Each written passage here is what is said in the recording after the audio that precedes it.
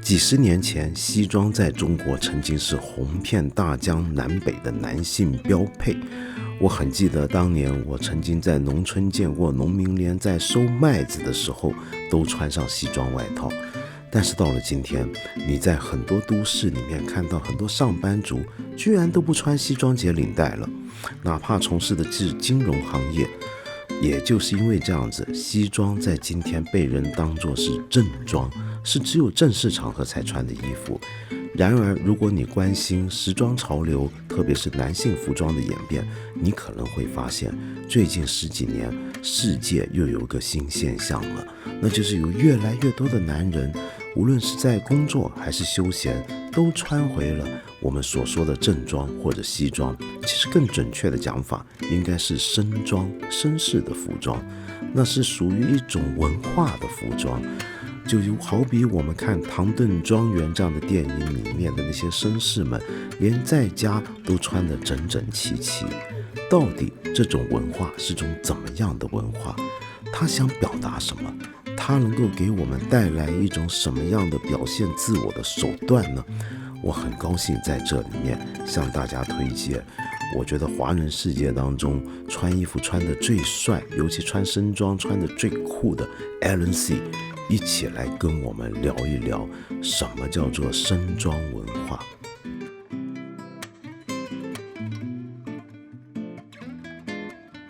Alan， 今天很高兴在这里跟你聊。今天跟你聊，当然离不开就是一个男人应该怎么样来打扮，怎么样穿着。但是我们首先想问你一个最重要、最根本的问题，就是一个男人为什么应该要注重自己的外貌、外表？因为你知道，就算到了今天，仍然会有很多人觉得。一个男人应该要看一些更有内涵的东西，要关注一个人的内在。如果他花太多的时间、金钱在他的外着上面的话，那显得好像不是太好。就很多人还会这么讲。那所以我想看你怎么看这个问题，因为今天我们来这里找你，主要就是要谈。一个男人怎么样该装扮自己，特别是传统的经典的绅士服装，用他们来装扮自己，来把自己弄得好看。但为什么有这个必要？你能不能先跟我们说一下？So I hear you. That is a very genuine concern, but especially obvious in a place like Hong Kong, where it's very transitional. People come in and go out. Right. You don't get to know and converse on a different level and sort of get to know the deeper sort of selves of other people. So obviously what you can use to communicate is how you conduct yourself, your actions, how you talk. And also one way of talking is your clothes. And there's many versions of obviously dressing yourselves too. For a place like Hong Kong, where there's a lot of conservative banks and legal sort of firms here, then, you know, obviously there's a lot of more conservative suits out there. You want to be soft-spoken in how you talk and also obviously how you appear. You want your words and actions to speak first. So in terms of what you wear, you can still look sharp and you look professional, and that could be using a gray suit or, you know, a dark tie and white shirt and things like that. But also, you can also have the fashion side of Hong Kong where, oh, I want to impress someone. And you want to go all out with something a bit more colorful and loud and bold. So obviously, in terms of clothing, it's one of our languages as well, on top of how we speak and act. Right. Yes. Yeah, I like that. OK， 所以我接下来就想问那就像你刚才讲的，我们穿衣服是用来表达自我。甚至跟别人沟通，就算好了，那我们现在开始专注我们的外表。其实今天在大陆，我们看到各个大城市都有很多很国际性的奢侈品的品牌在到处开分店。那么其中有很多是男装品牌，或者很专注做男装的。那么也越来越多的男人去愿意投资很大笔的金钱在他们的外貌上面，但他可能会买一个很贵的一个球鞋。一个运动鞋，或者买一个很贵的一个皮带，那我们常在电视上看到很大的一个 H 那样的一个皮带在腰上出现，但所以我们接下来问题就是说，那比如说他们像这样子去追求时装，其实也很好啊。那你觉得这种时装跟你现在我们周边像你穿的这一身这样的传统的西装或者绅士的服装，有什么分别呢？而且我听说你最早一开始你也是很喜欢时装的人。So my love for suiting and classic menswear originated from fashion. Really? So I really Wow. liked fashion. I've always liked dressing up as a young age. But over time, when I've got more into it and learned more about clothing, it always led back to classic menswear. Because when you talk about stories, when you talk about content, when you talk about the romance behind clothes, then for menswear, it's always the artisans behind the suiting and tailoring and everything like that, even the shoemaking portion. So in terms of classic menswear, it has such a long history from the 1800s, from Beau Brummel to all the dandies of the past, coming up to, all the fashion houses and the big heads who still wore a lot of classic menswear themselves. So in terms of when you start really falling in love with fashion, I feel that you will always go back to classic menswear because there is a lot of history and provenance and stories behind it. 所以从时装到这种绅装是有一条路过去的，就是你越是爱时装的话，你可能越会找到一条路，要把你带回去最经典的男性的这种西装。Absolutely. And when you look at guys like Tom Ford or Alexander McQueen, they've all sort of apprenticed at Savile Row and learned how to do tailoring before they became big fashion names themselves. Right. OK. 好，那所以这样，我再接下来我想问一下啊，就我同意你刚才这样的一个区分，是不是就是因为这样的一个原因，所以最近几年我们关注到，就是好像全世界有越来越多的男士，重新接受传统的西装跟绅装，因为我这么跟你讲，你记不记得在上个世纪80年代、90年代之后，从美国开始，特别是在硅谷，就 Silicon Valley，他们那时候 IT 起来了之后，开始很多人觉得上班为什么要穿西装呢？为什么不能够穿牛仔裤、穿 jean，甚至穿跑裤、跑鞋就算了，越轻松越简单越好。那天天挂一个领带，那难道不是很紧很难受吗？然后也有很多人认为，像这么穿法就是一个很老套了、很土了，那是上一代人才会做的事了，已经不流行了。但是最近几年，尤其最近10年，也恰好就是你这个店 Armoury， 你们刚刚庆祝了10周年，是不是？对，就你们这10年来，你看到的就是，好像全球都兴起一个潮流，就是大家真的开始重新关注传统的西装或绅士服装，你觉得是什么原因？I think going back to trends, right? Even in the IT and Silicon Valley world, the casual clothing thing, I think, was a trend, right? So when people started getting into obviously the tech bubble and after that the tech world and everything after that, the cool guys, the heads of all the big tech companies were wearing T-shirts and hoodies and people wanted to follow them. Right? So it became a trend to dress a certain way. And now we actually have a lot of customers in Silicon Valley who sort of trying to find themselves again. Not everyone wants to wear T-shirts and jeans and just, comfortable clothes. So you have some customers from Silicon Valley too? Oh, absolutely. And they love dressing up. Not everyone wants to just wear and live in T-shirts and hoodies. And I mean, in terms of comfort, wearing a suit and wearing the right suit is also very comfortable for most people.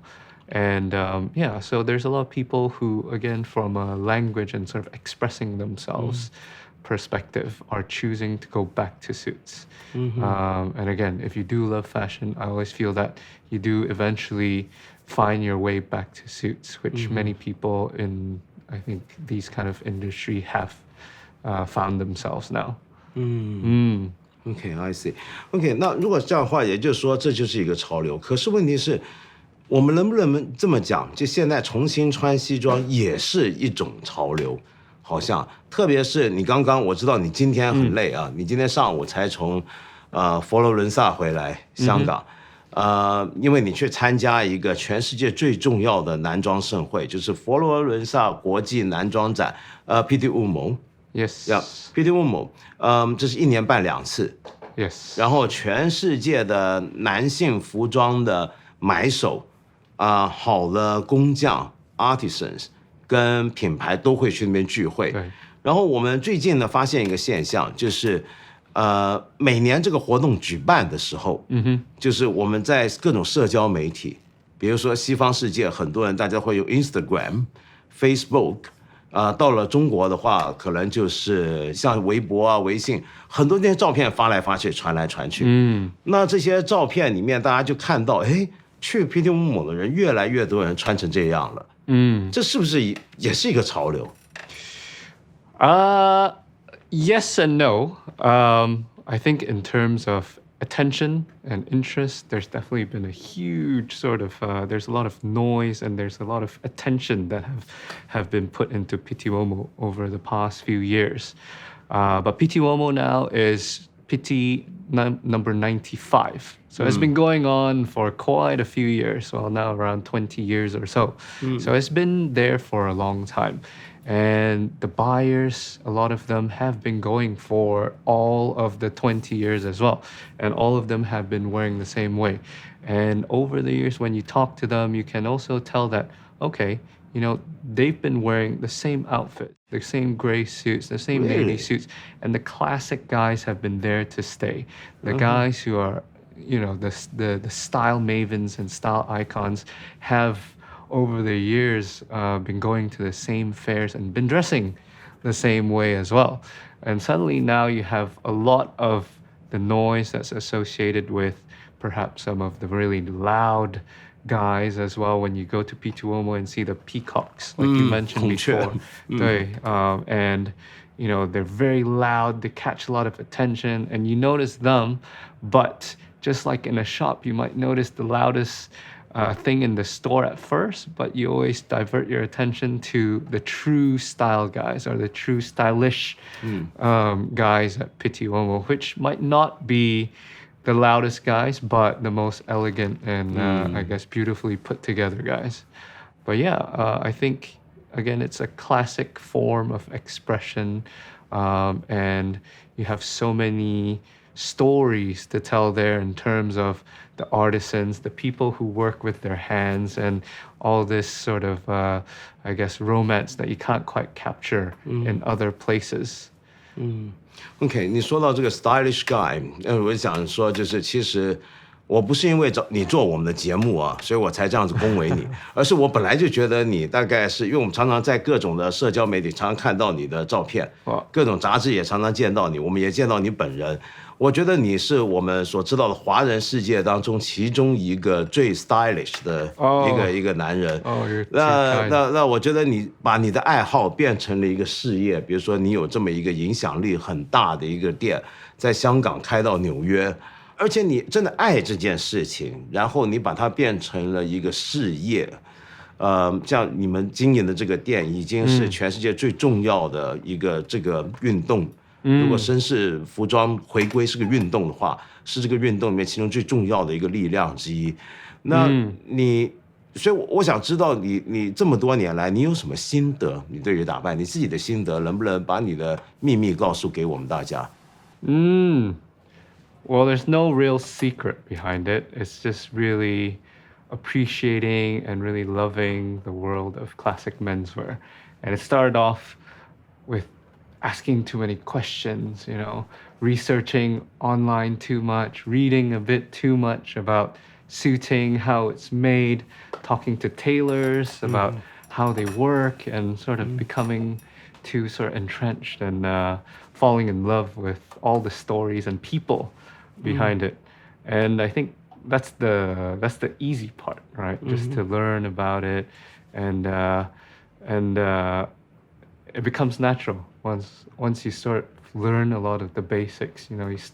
I had a lot of help from art tailors and my sort of style inspirations, and they were saying, okay, when you start off, you want to wear your gray suits and navies, and sort of how to start combining colors like that. And once you sort of get into the few basics and you learn the rules, for example, of how to wear certain clothes, then you build on that. And after a while, you get a bit more comfortable and you experiment a bit more. And when you experiment, you find out what works for yourself, and then also, what you're comfortable with, most importantly. And I think that's one of the most important things, is being comfortable. And being comfortable also allows you to be confident. And the confidence is key.